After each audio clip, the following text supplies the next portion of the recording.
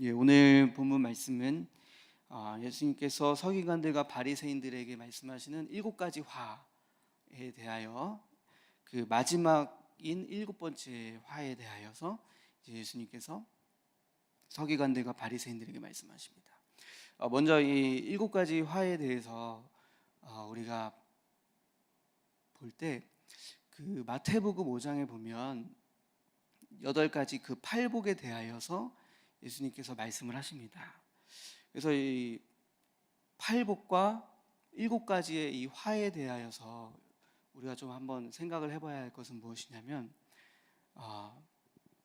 어떤 삶이 하나님 나라의 백성의 삶으로서 복된 삶으로 가는 것인가에 대한 내용이 이제 팔복에 나와 있고, 그래서 복 있는 사람에 대하여 이렇게 뭐 심령이 가난하면 복이 있고, 이렇게 쭉 복 있는 사람, 어떤 사람이 하나님의 나라에 합당한 자의 그 삶을 살아가는 것인가, 축복된 삶을 살아가는 것인가에 대하여 이제 팔복으로 말씀을 설명하시고, 그 다음 이제 서기관들과 바리새인들을 통하여서는 7가지 그 화에 대하여서 말씀을 하십니다.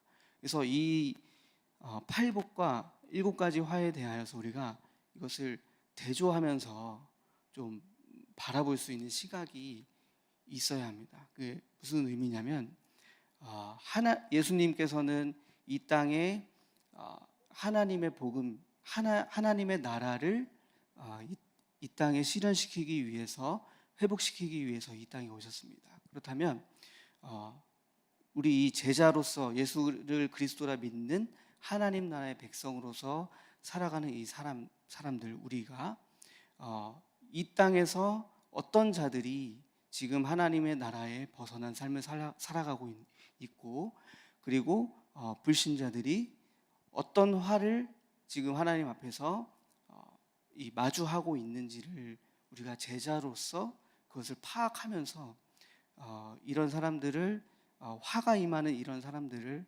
바꾸고, 혹은 나 자신이 지금 그 화의 자리에 있을 수 있다라는 사실을 기억하시면서 겸손한 마음으로 우리가 이 말씀들을 함께 바라보셔야만 합니다.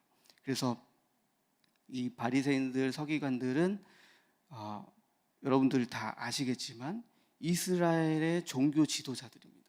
누구보다 말씀을 잘 알고 율법에 대하여 능통하고, 그리고 신앙 생활에 대하여서도 굉장히 거룩하고 뭔가 격이 있는 그런 높은 자리에 있는 사람들도, 그러나 복음이 없이 예수님이 그리스도라는 이 사실 자체를 믿지 못하면 어떠한 화를 당하게 되는 그 자리에 있게 되는지를 우리가 좀 한번 보시면서 파악을 하시면서 우리 자신도 그 자리에 있지 않기를 간절히 원하고, 또 우리 주변에 있는 많은 공동체원들, 형제 자매들이 또 그 자리에 있지 않기를 바라면서 우리가 이 말씀을 함께 겸허하게 좀 받아들였으면 좋겠습니다.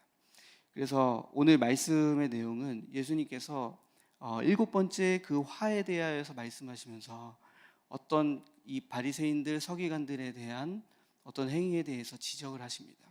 그 행위가 무엇이냐면 이 바리새인 서기관들이 선지자들의 무덤을 만들고, 그리고 의인들의 비석을 꾸미는 일들을 했습니다.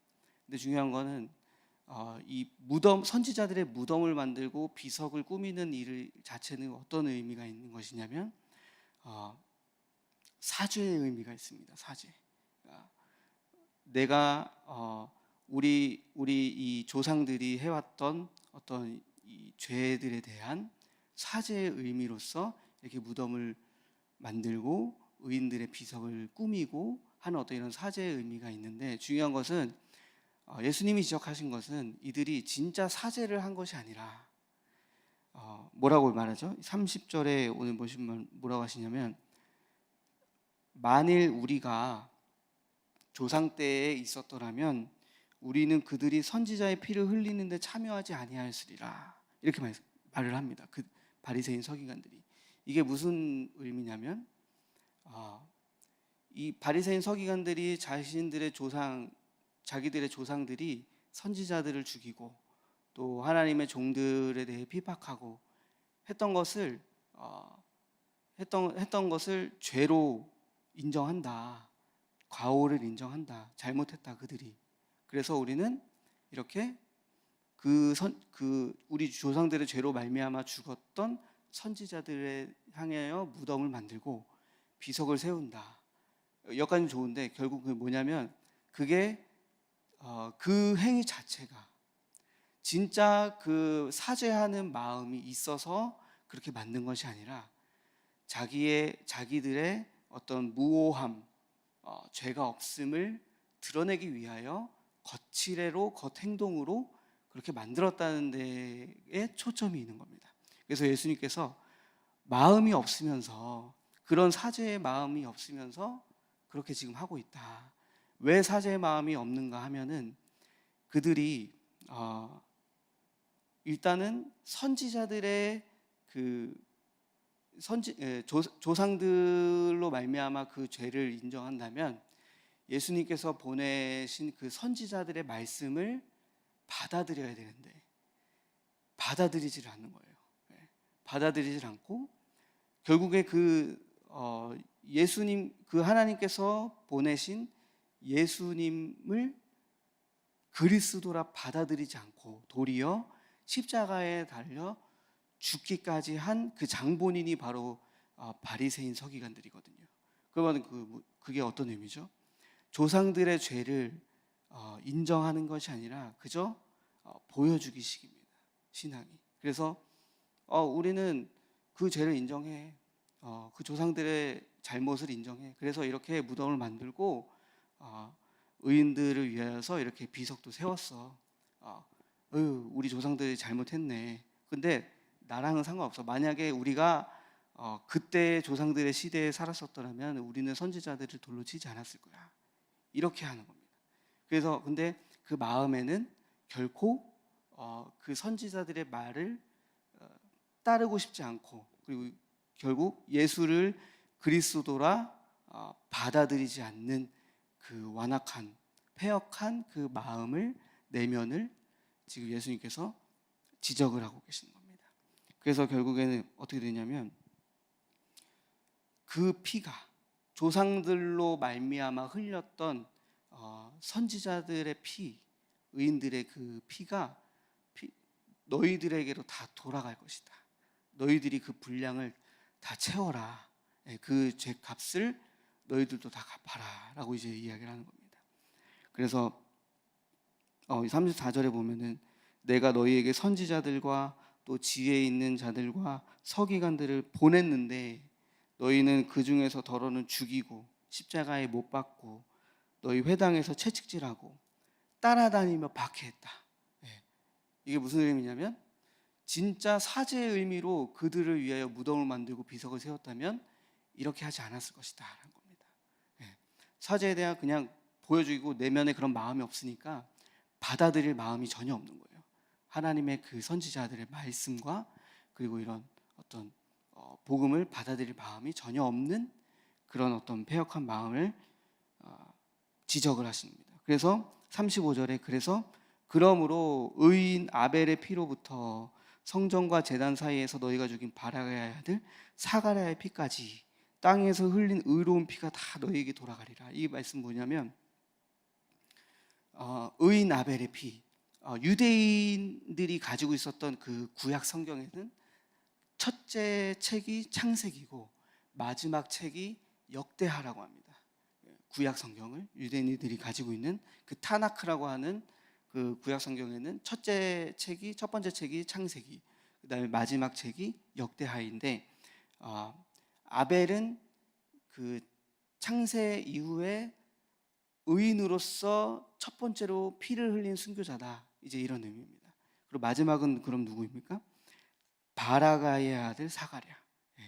이거는 이제 역대하에 나오는 역대하 24장에 보면은 여호야다라고 하는 대제사장이 있습니다. 여호야다의 아들 스가랴.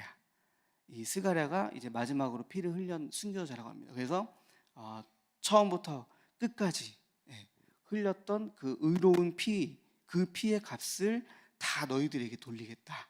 이제 이런 의미가 있는 겁니다.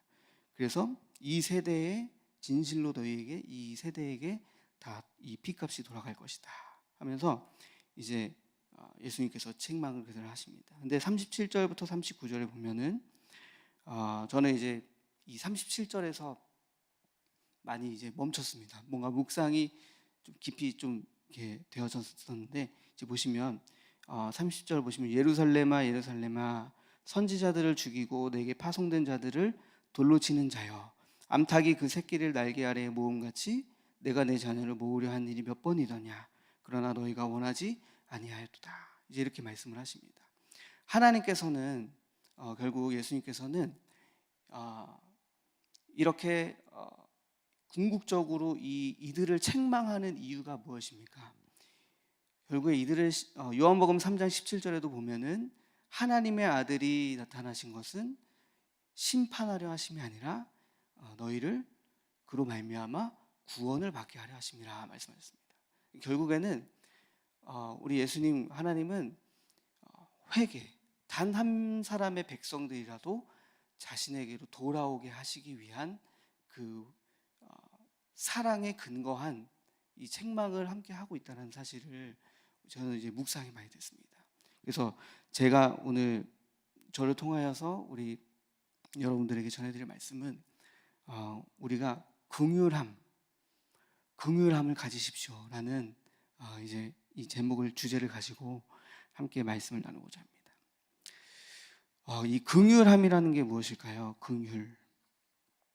긍휼이라는 단어의 의미를 찾아보니까 우리 성경에서 말하는 이 긍휼의 의미가 있습니다. 그게 뭐냐면 이 긍휼은 상대방에 대한 불붙는 마음인데 있는 그대로 상대를 받아주고 그리고 그 상대에게 은혜를 베푸는 것이 바로 긍휼입니다. 이것은 이제 헤세드라고 들어보셨습니까? 헤세드? 네, 헤세드가 이제 하나님의 사랑인데 중요한 거는 하나님과 또 하나님께서 그 택하신 백성들이 맺은 그 언약, 그 언약에 기초한 사랑이 바로 헤세드입니다. 근데 중요한 거는 이게 이제 긍휼이라는 것으로 번역이 되기도 하는데 중요한 거는 이스라엘 백성들은 하나님과의 맺은 언약을 저버리고 또 파기하고 하나님을 떠나긴 했지만 중요한 건 이 헤세드의 사랑은 그럼에도 하나님은 끝까지 그들을 일방적으로 이 언약을 지키시고 그들을 사랑하시고 돌아오시기까지 기다리는 그 사랑이 바로 이 긍휼이라는 겁니다. 헤세드. 그래서 이 사랑의 궁극의 그 끝이 바로 무엇입니까? 예수님의 십자가의 사랑입니다. 그래서 이 긍휼이라는 것은 바로 예수님의 십자가의 사랑이라고 우리가 또 묵상을 해볼 수가 있습니다. 또 변치 않는 하나님의 사랑이라고 우리가 또 묵상을 해볼 수가 있습니다. 그래서 우리가 긍휼함을 갖는다라는 것은 무엇이냐면 오늘 상대에게 이렇게 실천적인 입장에서는 상대에게 은혜를 베푸는 것. 다시 말하면 하나님의 사랑을 상대에게 베푸고 그리고 또 영적으로는 상대를 통해 이 십자가를 보여주는 겁니다. 십자가의 사랑을. 내가 죽는 게 바로 긍휼한 사랑입니다. 그래서 우리가 이제 왜 이 긍휼함이 묵상이 되었냐면 이 바리새인들의 어떤 이 모습들을 보면 계속 예수님을 죽이려고 하고 그리고 그들이 오늘 23장 그 첫 구절에 보면은 모세의 자리에 앉았다. 그러니까 교만한 그 위치에서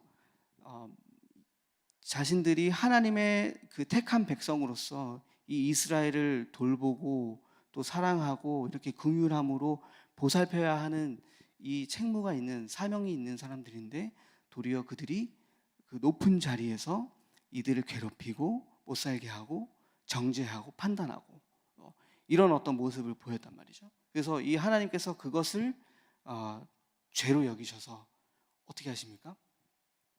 이들을 오늘 이 말씀처럼 회개하지 아니하면 결국에 이 영원한 지옥의 심판을 보게 되는 것입니다. 그래서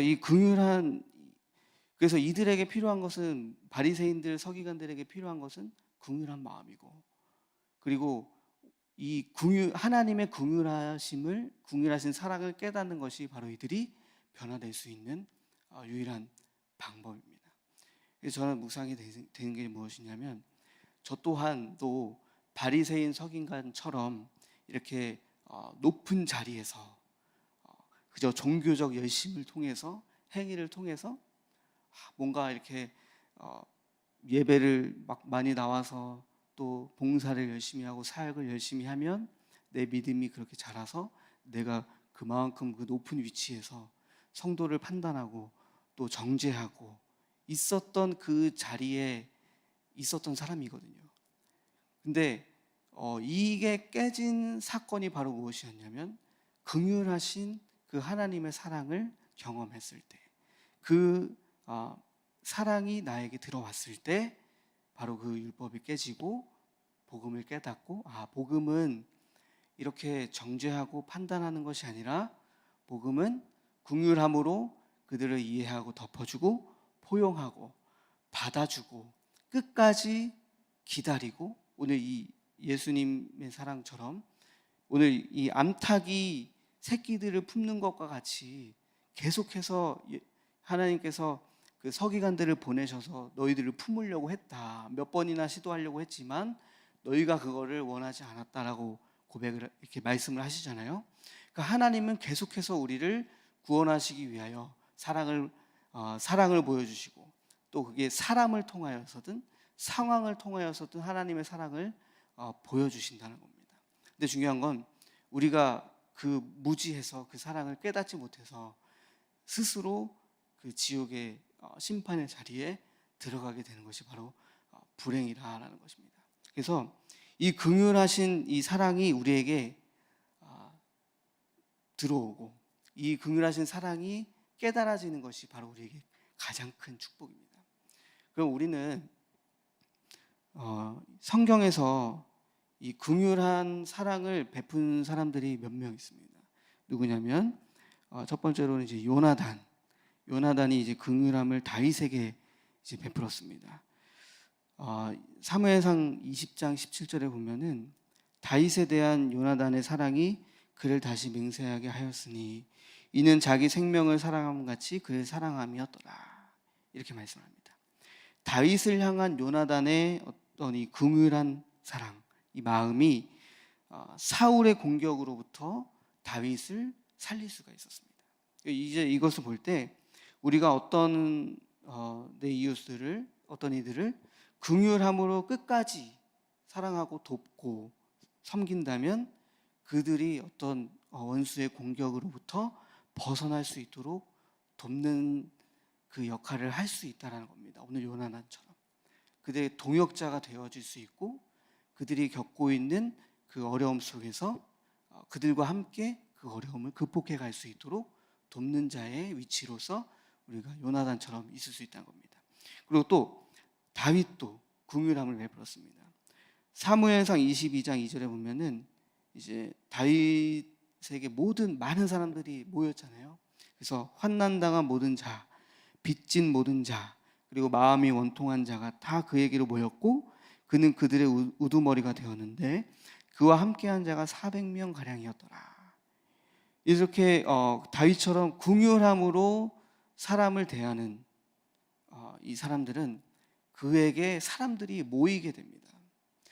율법은 사람을 떠나게 합니다. 제가 그거를 많이 경험을 했는데요. 그 보기도 했고, 그리고 경험도 많이 했습니다. 율법으로 높아져 있을 때 뭔가 그게 율법을 딱 가지고, 마음의 율법을 가지고 이렇게 사람을 판단하기 시작하면 그게 뭔가 이렇게 전달이 잘 이렇게 되더라고요. 그들을 향한 그 율법적인 어떤 시각과 마음을 가지고 있는 것, 이제 그런 것들이 이제 마음이 잘 이렇게 전달이 돼서 뭔가 사람이 모이지 않고 나와 함께 하려고 하지 않고, 그리고 사람이 점점점 이렇게 떨어져 나가는 어떤 그런 모습들이, 현상들이 벌어지기 시작합니다. 그래서 어떤 목사님들은 이제 조는 거, 예배 시간에 조는 거 못 견디고 심지어 저는 이제 기침한다고 뭐라 하는 것도 봤거든요. 할 수 있잖아요, 기침. 근데 이제 뭐 지혜롭게 좀 뭔가 대처를 잘 해야겠지만 그래도 이제 뭔가 이렇게 연약한 성도들은 그 예배 때 지적을 함으로 인해서 뭔가 이렇게 비언어적인 뭐 째려본다든지 이런 것을 통해서 그것에 시험에 들 수 있으니까 굉장히 율법적인 어떤 그런 그 율법주의가 있으면 성도가 떠나고 사람이 떠나게 됩니다. 근데 이제 복음, 긍휼함의 영성을 가지고 있으면 아까 말씀드렸죠. 은혜를 베푸는 거, 있는 그대로를 사람들에게 인정하고 은혜를 베푸는 거. 그래서 환난 당한 자, 또 빚진 자, 또 이렇게 궁핍하고 어려움에 처한 자들을 그들을 그 있는 그대로를 긍휼함으로 여겨주고 그 사랑으로 받아줬을 때 그와 함께하고 싶어서 모이게 된다는 겁니다. 그래서 그러면 저와 여러분의 삶에서 적용을 해보자면 내 주변에 사람이 모이나? 이렇게 한번 생각을 해볼 수 있겠죠. 내 주변에 사람이 잘 안 모이나? 모이다가도 떠나가나? 이제 이런 것들을 묵상을 해보시면서 제가 이제 그런 것들을 경험했을 때는 언제였냐면 이렇게 강단 메시지를 통해서 목사님께서 말씀하신 거에 물은 낮은 곳으로 흐르고 낮은 곳에서 모이게 된다고 말씀하셨습니다. 그러니까 결국에는 율법을 가지고 있으면 교만한 자로서 높이 있는 사람입니다. 물이 거꾸로 갈 수는 없죠. 근데 낮은 마음, 겸손한 마음을 가지고 있으면 물이 낮은 곳으로 흘러서 그와 함께 하고자 합니다. 그러니까 예수님도 낮은 모습으로 겸손한 모습으로 하나님이시지만 하나님과 동등됨을 취하지 것을 여기지 아니하시고 우리와 함께 신이 어떻게 인간으로 오십니까? 그 자체가 겸손의 끝판왕인 거죠. 그래서 그 모습이 가장 겸손의 그 모습인데 그 낮은 모습으로 이 땅에 오셨기에 우리와 함께 하시면서 병든 자를 고치고 또 창녀도 고치고 또 세리 또 이런 사람들을 고치시면서 회복시키시면서 그들과 함께 하시면서 이 함께하는 이 무리들이 사회적으로 소외받던 그 무리들이 예수님으로는 가려고 했었던 거죠.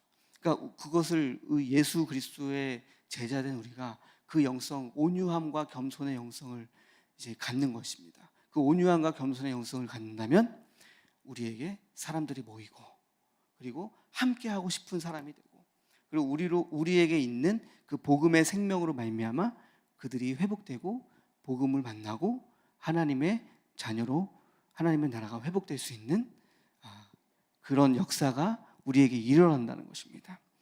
그래서 지금 우리는 이 다윗처럼 겸손하고 온유함으로 이 긍휼한 사랑을 가지고 있어야 됩니다. 또 한 가지는 또 한 명은 누구냐면 이제 호세아 선지자의 긍휼한 사랑입니다. 여호와께서 호세아 1장 2절에 보시면 하나님께서 호세아 선지자에게 명령을 하십니다. 뭐라고 하시냐면 너는 가서 음란한 여자를 맞이하여서 음란한 자식들을 낳으라. 이 나라가 여호와를 떠나 크게 음란함이니라 하시니 7절에 그러나 내가 유다 족속을 긍휼히 여겨 그들의 하나님 여호와로 구원하겠고 활과 칼이나 전쟁이나 말과 마병으로 구원하지 아니하리라 하시니라. 왜 호세아 선지자에게 하나님께서 음란한 여자와 결혼하라 하셨는가? 여기서 이제 음란한 여자 고멜인데 이 고멜은 이스라엘 백성들을 의미하죠. 오늘날의 이제 저와 여러분들 불신자들 이제 이런 이스라엘 백성들을 의미하고 그리고 호세아는 이제 하나님. 그래서 음란한 여자와 결혼해서 이 음란한 여자가 결혼하고 애를 낳으면 다시 나가고 또 붙잡아 보면 또 다시 나가고 이제 이런 것을 반복하는 겁니다. 그 속에서 무엇을 경험할 수 있냐면 우리는 하나님의 언약을 또 저버리고 헤세드를 저버리는 거죠. 하나님의 사랑을 저버리고 파기하고 떠나고 하나님을 떠나고 도망가지만 그러나 호세아 선지자에게 명령하신 하나님의 그 사랑 다시 데려와라. 하나님께서 끝까지 그 우리를 저버리지 아니하시고 포기하지 아니하시고 다시 돌아오게 하시는 그 언약의 사랑 그것이 바로 긍휼입니다. 그것을 배우게 하기 위하여서 가르쳐 주시기 위하여서 호세아에게 음란한 여자와 결혼해라 말씀하셨습니다. 그럼 저희도 우리의 삶에 적용해 보자면 계속해서 우리 주변에서 하나님을 떠나는 그 하나님의 그 양들, 영혼들, 그 영혼들이 있을 때마다 어떻게 합니까? 계속해서 하나님의 사랑으로 그들을 다시 데리고 끝까지 포기하지 않고 그 하나님의 사랑으로 긍휼함으로 이제 다시 하나님께로 데려와야 하는 그 사명이 또 우리에게 있는 겁니다. 그 긍휼함을 하나님께서 우리에게 호세아 선지자를 통해서도 가르쳐 주시는 겁니다. 그래서 여러분들 긍휼함은 사람을 살립니다. 이 긍휼함의 사랑은 하나님께서 나를 향해 이 긍휼하신 사랑을 베푸셨기에 오늘날 저와 여러분들이 있듯이 이 긍휼하신 사랑으로 말미암아 오늘 우리에게 말씀을 하고 계신 겁니다. 우리는 긍휼하신 사랑이 지금 우리에게 있는가? 제가 이제 이 말씀 묵상하면서 좀 회개가 됐던 게 한 가지 있는데 무엇이냐면 이제 제가 중등부로 이제 아이들의 영혼을 섬기면서 사역을 이렇게 하고 있는데 의문이 드는 거예요. 어떤 의문이 드냐면 나에게 지금 아이들을 향하여 이렇게 지금 하나님의 긍휼하신 사랑처럼 이런 사랑이 있는가? 이제 이런 마음에 좀 이렇게 막 그게 고민이 막 되어지고 의문이 되어지는 거예요. 그래서 하나님 앞에 막 기도했습니다. 하나님, 저 사실 잘 모르겠습니다. 제가 바리새인일 수도 있습니다. 사역자의 자리에서 위치에 서서 그저 그냥 사역을 하기 위하여서 지금 아이들을 섬기고 있다면 하나님 저를 용서해 주시고 선생이 되는 것이 아니라 아비의 마음으로 이들을 섬길 수 있도록 하나님 저에게 긍휼하신 사랑을 깨닫게 도와주세요. 이제 이렇게 기도가 나오더라고요. 그래서 이제 이 긍휼하신 사랑을 깨달으면서 이제 무엇이 보이냐면 지금 현재 그 아이들의 현장이 보이는 거예요. 어떤 현장이 보이냐면 이혼한 가정의 아이들, 또 부모님의 어떤 이런 영적 문제로 인하여서 우리 아이들이 또 이제 그 같이 이 죄의 대물림이 되어서 고통받고 있는 어떤 이런 모습들, 이런 것들을 보이면서 어떻게 되냐면 내가 저런 상태에서 하나님의 긍휼하심으로 누군가가 전해 주었던 그 하나님의 사랑으로 내가 하나님을 만났는데 나는 지금 뭐 하고 있는가? 이제 이렇게 회개가 되면서 이제 아이들을 한 명씩 만나야겠다. 1대1로 만나서 그들을 밥도 먹여주고 또 같이 시간도 보내고 하면서 그 사랑을 보여줘야겠다. 비춰줘야겠다.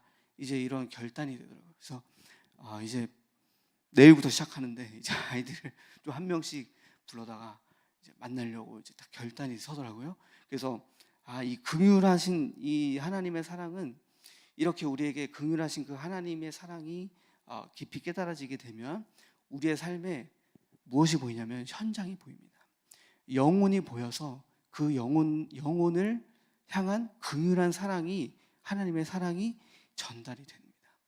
그래서 그 전달된 사랑으로 말미암아 행위는 내가 하지만 그러나 내 안에 계신 그 복음의 생명력이 그 영혼들에게 비춰져서 그 영혼이 바뀌어지고 또 하나님의 사랑을 경험하게 되는 역사가 일어나게 될 줄로 믿습니다. 그래서 오늘 저와 여러분들이 하셔야 될 것은 무엇이냐면 오늘 이 하나님의 예수님의 끝까지 포기하지 않으시는 이 긍휼하신 사랑을 깨닫고 우리가 어떻게 합니까? 하나님이 암탉이 그 새끼를 계속 품고 살리기 위하여서 이렇게 노력했던 것처럼 오늘 저와 여러분들도 이 몸된 그 주님의 제자로서 우리 주변에 있는 그 영혼들을 바리새인들처럼 바라보는 것이 아니라 바로 예수님의 시각으로 긍휼한 그 사랑으로 바라보는 것이 필요합니다. 그래서 이 긍휼한 사랑을 달라고 간구해야 할 줄로 믿습니다. 그래서 우리 요한일서 4장에 보면은 이제 이런 말씀이 이제 하나님께서 하십니다. 뭐냐면 요한일서 4장 19절 20절 우리가 사랑함은 그가 먼저 우리를 사랑하셨습니다. 누구든지 하나님을 사랑하노라 하고 그 형제를 미워하면 이는 거짓말하는 자니 보는 바 그 형제를 사랑하지 아니하는 자는 보지 못하는 바 하나님을 사랑할 수 없느니라. 하나님을 사랑한다고 하는데 우리의 현실에 눈에 보이는 그 형제를 미워하면 그것은 하나님을 사랑하는 것을 아니다. 거짓말하는 자다. 그래서 보이는 형제를 사랑하지 않는데 어떻게 눈에 보이지 않는 하나님을 사랑할 수 있을 것이냐. 이제 이렇게 우리에게 성경이 묻고 있습니다. 그러면 우리는 어떻게 합니까? 아무리 겉모습으로 하나님 나 주님 사랑합니다. 또 나 믿음 좋습니다. 이렇게 겉모습으로 우리가 아무리 그렇게 해도 내 눈앞에 있는 그 형제를 미워하는 마음을 해결하지 못하면 하나님을 사랑하는 것이 아니라 분명하게 말씀을 하고 계십니다. 그래서 우리 삶에 까닭 없이 미워하고 있는 사람들이 있다면 오늘 저와 여러분은 그들을 궁휼하신 그 예수 그리스도의 사랑으로 용서하는 저와 여러분이 되시기를 소망합니다. 그 용서의 시작으로 말미암아 우리가 복음으로 변화되고 더욱 이 그리스도가 되어져 가서 우리 내면이 먼저 바뀌고 그리고 이 그리스도의 사랑이 밖으로 보여지게 되는 역사가 있기를 소망합니다. 그래서 이런 말 있죠. 복음은 안에서 밖으로, 종교는 밖에서 안으로. 뭔가 무슨 말이죠? 복음은 하나님의 말씀으로 또 하나님과 함께함으로 내 내면이 바뀌면서 삶이 되어져 가는 것이고, 뭔가 종교는 밖에 뭔가 열심과 행위와 내 노력을 통해서 뭔가 바꾸려고 하는 것. 근데 이게 아니라 복음은 하나님의 말씀을 들음으로 그 사랑을 내가 경험함으로 바뀌어져 가는 것이 바로 복음입니다. 그래서 이 긍휼하신 사랑을 우리가 깨닫고 그리고 그 긍휼하신 사랑을 주님께서 우리에게 베풀어 주셔서 우리도 우리 삶 속에서 까닭 없이 미워하고 있는 그 형제들, 남편, 아내, 또 부모, 자식들, 그리고 교우들 관계 속에서도, 또 직장에서의 그런 어떤 관계 속에서도 뭔가 막 그냥 보기만 해도 미움이 막 나오는 사람들 있잖아요. 왜 미워하는지 이것에 대한 흑암의 통로를 우리가 발견하고 이거를 예수의 이름으로 결박하고 우리가 이걸 해결하고 하나님의 사랑으로 말미암아 이들을 그 긍휼하신 사랑으로 우리가 품을 수 있는 저와 여러분 되시길 간절히 소망합니다. 그래서 오늘 함께 긍휼한 사랑을 우리가 회복해 달라고 함께 기도하겠습니다. 우리 시간 기도하고 마치도록 하겠습니다. 하나님 아버지 감사합니다. 오늘 이 말씀을 통하여서 오늘 긍휼함에 대하여 우리가 함께 나눴습니다. 예수님의 사랑이 바로 긍휼함의 끝입니다. 아버지 하나님, 상대를 향하여 이 바리새인들처럼 지금 지적하고 있는, 꼬누고 있는 어떤 이런 마음들이 있다면, 정죄하는 마음들이 있다면 오늘 이 시간 다 회개하며 이 시간 모두 그들을 불쌍히 여기며 서로가 불쌍히 여기고 용서할 수 있는 긍휼한 마음으로 이 시간 함께하여 주시옵소서. 그리하여 그 긍휼한 마음으로 우리가 긍휼히 여김을 받고 그리고 또 우리의 모든 마음 가운데 우리의 삶 가운데 하나님의 나라가 회복될 수 있도록 이 시간 함께하여 주시옵소서. 모든 것 감사드리며 예수 그리스도의 이름으로 기도드립니다. 아멘.